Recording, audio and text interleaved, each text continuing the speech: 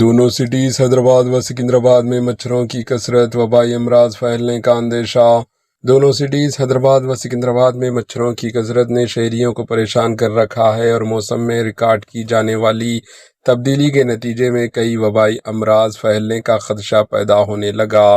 G H M C محکمہ صحت کی جانب سے مچھروں کی افزائش کو روکنے کے اقدامات کے طور پر اویئرنیس مہم چلائی جا رہی ہے، لیکن مچھر کشا ادویات کے چھڑکاؤ میں کی جانے والی کوتاہی کے نتیجے میں وہ محلے جات اور علاقے میں بھی اب مچھروں سے پریشان ہونے لگے۔ جن علاقوں میں شاذ و نادر ہی مچھر پائے جاتے ہیں، ان علاقوں میں بھی اب مچھروں کی کثرت نے شہریوں کو مشکل صورتحال میں مبتلا کیا ہوا ہے۔ شہر حیدرآباد کے علاقے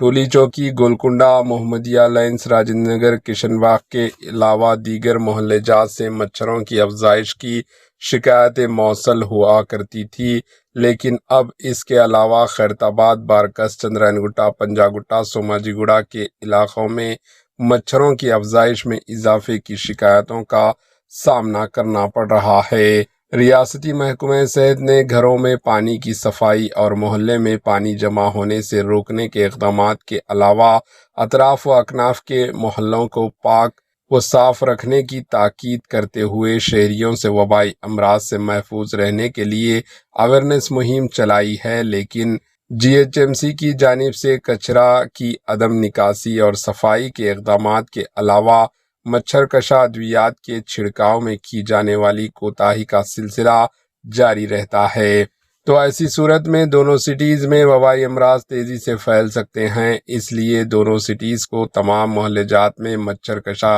ادویات کا چھڑکاؤ کی خصوصی مہم چلائے جانے کے اقدامات کیے جانے چاہیے، اور ساتھ ہی